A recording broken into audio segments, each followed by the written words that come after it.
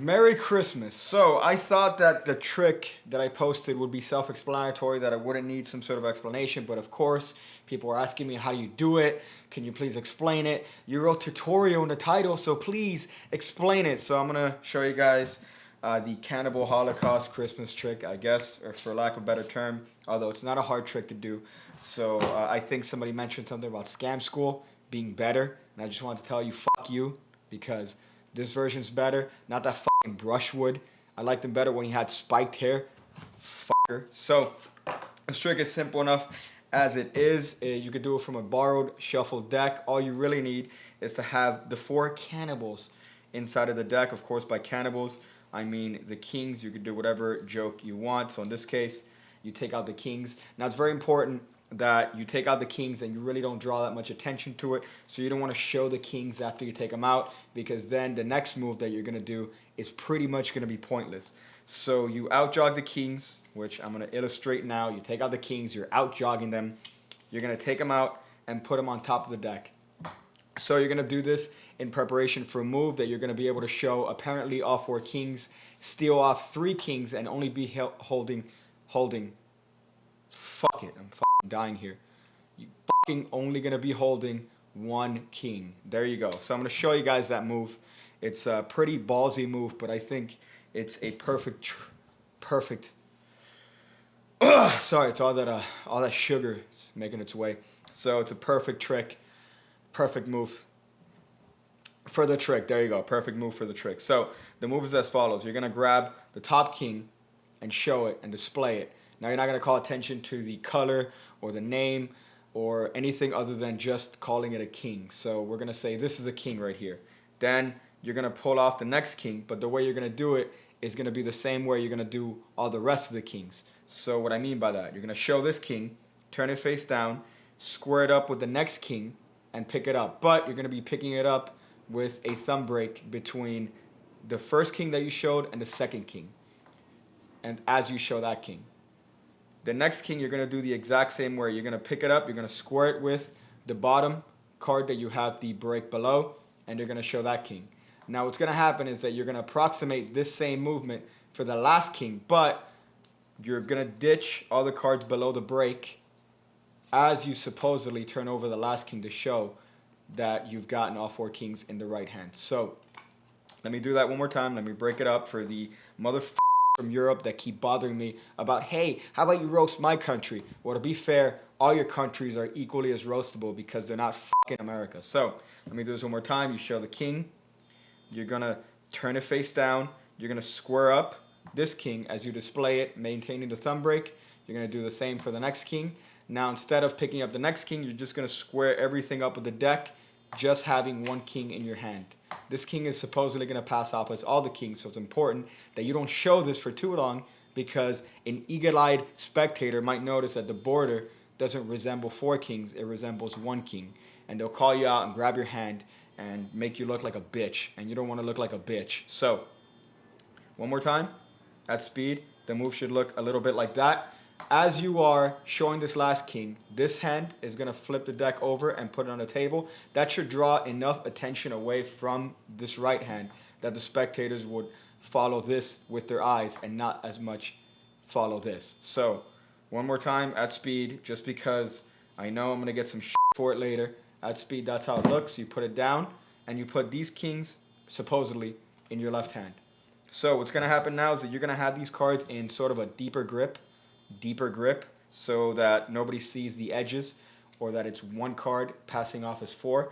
And you're going to go through this procedure where apparently you're going to put a king and a fucking victim card, another king and a victim card. But really what you're doing is that you are just recycling these 3 kings as other victim cards that are supposedly going to be cannibalized in the wonderful story that I showed in the performance video. So the way we do this, you're going to take this card, not show the face, and say we're going to put a victim on top of one of the cannibals. Then you're going to reach underneath, take the bottom king, and put it on top. You're going to repeat this one more time here. You're going to take the top card, which is another king. Take the bottom card, turn it face up, and put it on top. Now the last card is going to be a little bit different. You're going to put, as you take this card, you're going to be using this finger to buckle the bottom card, because you're not going to be taking out the bottom card because it's a face-up king. You'd look like a fucking retard. So you're actually going to be taking the king in the middle as if it's the bottom king and turning that face up on top of this card. So you put this, which is the last king, face down as the third victim. You're getting the break. You're going to reach into this break and pull the bottom king and say the last cannibal and the last victim. So at speed, so you're going to grab a victim and a cannibal, a victim and a cannibal. Lastly, this victim reaching in and the last cannibal. So now the situation is you should have a face-up king, a face-down king, a face-up king, and lastly the face-up king. But this is an option move now that you're going to do to count these cards as supposedly 7 cards with 4 kings face-up and 3 random cards between them. So the way we do this, we're going to peel off 1 king into the... You're going to peel off 1 king into the left hand. Then you're going to peel off this next face-down card. Then what's going to happen is that you're going to switch these 2 packets. So you have a packet here of 2 face-up kings. You have these 2 over here. You're going to switch the entire packet and count this as the next one. Then you're going to count this card once again singly. Then you're going to switch the packets again, count this last card off here, and then drop these 2 cards, which you should have 2 face-up cards, as one on top. So what that does is that puts this king face down third from the top, which puts it in a perfect position to be elmsly counted the fuck out of. But let's go over that one more time. So at speed, you should be counting these 4 cards as 7 cards, which is fucking amazing. So one more time, you count this king off into the left hand. You count the next card onto that king. You're going to switch the packets. Count this king off singly. Then you're going to essentially switch the packets again for this single card. You're going to peel this single card off as if it's the next king. Peel the single card and then drop these last 2 cards on top, which puts you in the perfect position to have counted 4 cards as 7 cards and make them disappear again right now. So you make a little magical gesture, say whatever magical word you want, and do an Elmsley count. What that does is that displays supposedly all the victims to have disappeared. So an Elmsley count, for those of you that have been living under some sort of magical cock, that you don't know what an Elmsley count is, you are essentially peeling off 1 card into the left hand. With your right hand, you are pushing off these 2 cards as one, as squared as possible. Then as you take those 2 cards, you are stealing this king underneath. As you peel that card off as one, then you peel this card, and then you peel that card off. So supposedly you show that the kings have devoured the victims that you've put between them. So I do this little display that I've done in a previous trick to kind of reel them in so that they think that I'm hiding a card, so that at this point I can spread off and show that there's actually in fact 4 kings and I'm not hiding shit. As you reiterate in the story that of course the kings have eaten the victims and are now going to pretty much ruin the Christmases of their families because the victims are now eaten and gone forever.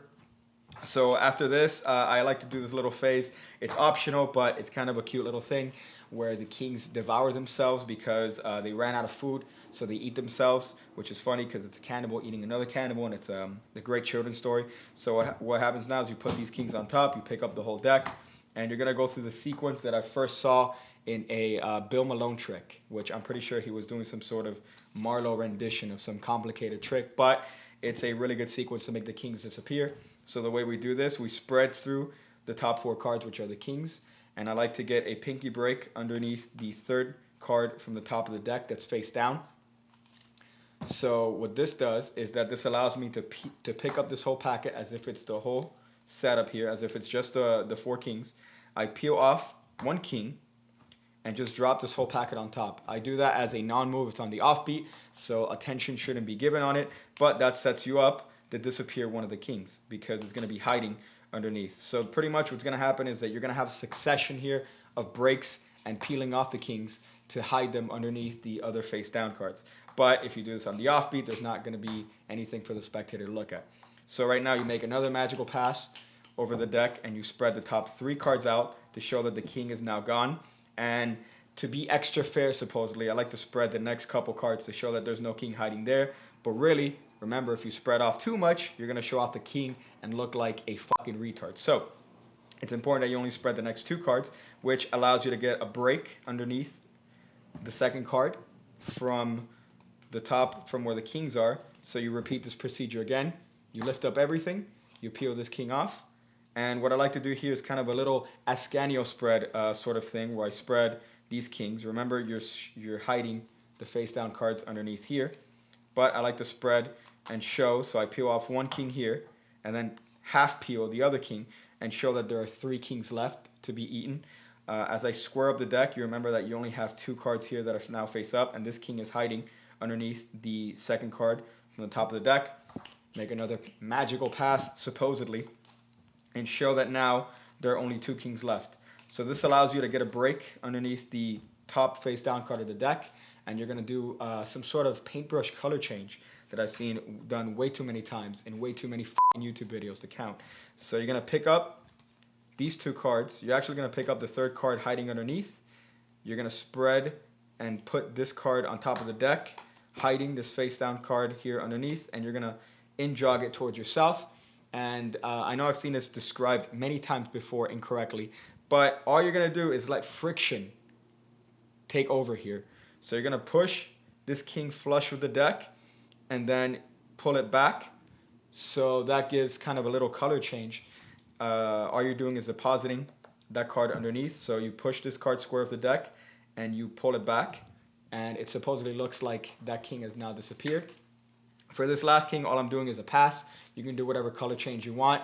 You could do that sort of stuff, which I'll explain in another video. But the thing I like doing is a pass, because it puts the kings all in the middle, and I could show both the bottom and the top to be free of whatever king. So I do a little pass here.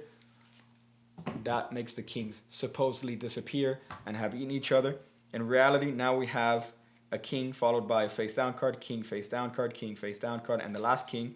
So you can say, oh, magically some sort of guy comes in many years later to look for the kings, and he kills himself after he finds the kings to have eaten each other, and their stomach entrails been thrown all over the place because they see the victims and their families are crying and everyone kills himself. And it's like a Heaven's Gate sort of situation where they put plastic bags on their head and they're all wearing Nikes and they kill themselves. So that's a great, wonderful Christmas trick. That's the Cannibal Kings. Again, that last phase is optional. If you want, you could just simply do the first phase, which is pretty much just one move. You're doing that switch move here. This whole thing to make supposedly all the kings be set up for the cannibal routine. And that should be enough.